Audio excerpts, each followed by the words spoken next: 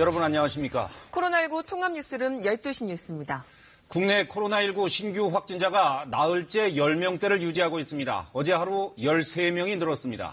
네, 이 가운데 지역 감염 사례는 9명으로 모두 수도권에서 발생했습니다. 재난방송센터부터 연결해 보겠습니다. 자, 이정훈 기자, 먼저 확진자 현황 정리해 주시죠. 네, 오늘 0시 기준 국내 누적 확진자는 모두 11,078명입니다. 사망자는 어제 오전 발표 그대로 263명으로 집계됐습니다. 신규 확진자는 13명 발생했는데요. 지역별로 보면 서울 6명을 비롯한 수도권의 9명은 모두 지역 감염 확진자였고요. 울산에서 확인된 4명은 해외 유입 사례였습니다. 최근 한 달여간 해외 유입 확진자 수는 큰 변화 없이 지속해서 발생하고 있는데요.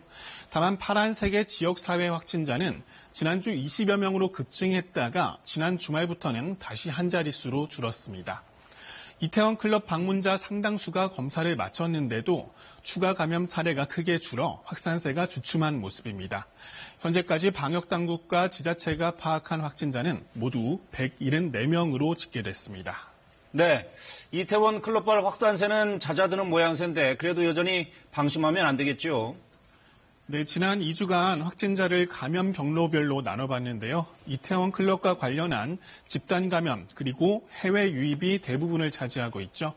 그런데 조사 중으로 분류된 5% 정도는 여전히 감염 경로가 파악되지 않고 있습니다. 오늘 삼성서울병원에서 확진 판정을 받은 의료진 역시 감염 경로가 불분명한 상황인데요.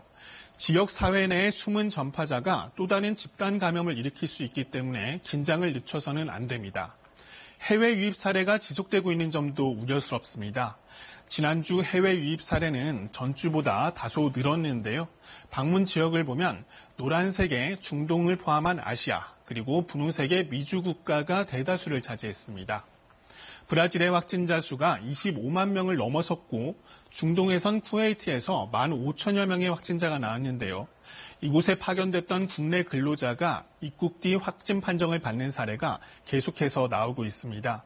지속적으로 경계해야 할 상황입니다. 지금까지 재난방송센터에서 KBS 뉴스 이정훈입니다.